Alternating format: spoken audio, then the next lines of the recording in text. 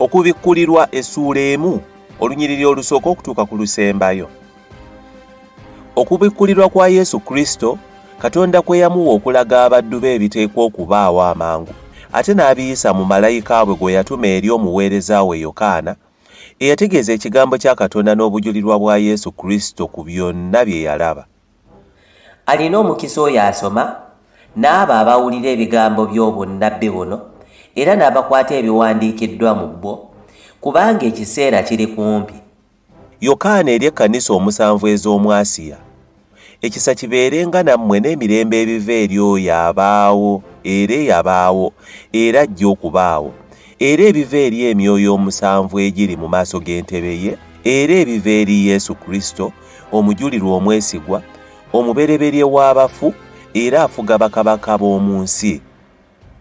Atwagala era eyatusumulula mu bibi byaffe olw'omusaayi gwe, n'atufuula obwakabaka, bakabona eri Katonda Kitaawe, ekitiibwa n'obuyinza bibeerenga eri oyo emirembe n'emirembe. Amiina. Laba, ajja n'ebire, era buli liiso lirimulaba, n'abo abaamufumita, n'ebika byonna eby'omu nsi birimukubira ebiwoobe. Weewaawo. Amiina. Nze Alufa ne Omega, ow'olubereberye era ow'enkomerero, bw'ayogera Mukama Katonda. Abaawo era eyabaawo era ajja okubaawo, omuyinza w'ebintu byonna. Nze Yokaana, muganda wammwe, abonaabona awamu nammwe mu bwakabaka ne mu kugumiikiriza ebiri mu Yesu, nali ku kizinga ekiyitibwa Patumo, olw'ekigambo kya Katonda era n'olw'okujulira ebya Yesu. Nali mu mwoyo ku lunaku lwa Mukama waffe, ne mpulira emabega wange eddoboozi ddene ery'akagombe ne ligamba nti, Nze Alufa ne Omega, ow'olubereberye era ow'enkomerero, wandiika by'olaba mu kitabo, okiweereze ekkanisa omusanvu ez'omu Asiya, ey'omu Efeso, ey'omu Sumuna, ey'omu Perugamo, ey'omu Suwatira, ey'omu Saadi, ey'omu Filadelufiya n'ey'omu Lawodikiya. Ne nkyuka okulaba eddoboozi eryayogera nange. Bwe nakyuka ne ndaba ebikondo by'ettaala 7 ebya zaabu, ne wakati w'ebikondo eby'ettaala ne ndaba afaanana ng'omwana w'omuntu, ng'ayambadde okutuuka ku bigere era ng'asibiddwa mu kifuba olukoba olwa zaabu.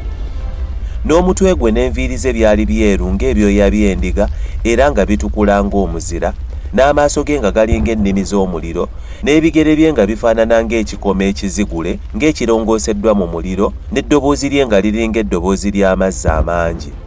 Yali ng'akutte mu mukono gwe ogwa ddyo emmunyeenye 7, ne mu kamwa ke muvaamu ekitala eky'obwogi obubiri, n'obwenyi bwe nga bulinga enjuba bweyaka mu maanyi gaayo. Bwe namulaba ne ngwa ku bigere ne mba ng'afudde.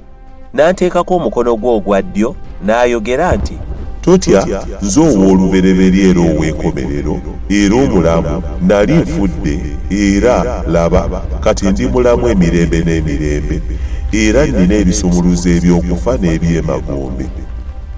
Kati wandiika by'olabye, ebiriwo n'ebigenda okubaawo oluvannyuma lw'ebyo. Ekyama ky'emmunyeenye 7 z'olabye mu mukono gwange ogwa ddyo n'ebikondo by'ettaala 7 ebya zaabu, n'emmunyeenye 7 be bamalayika b'ekkanisa 7 n'ebikondo by'ettaala by'ekkanisa 7.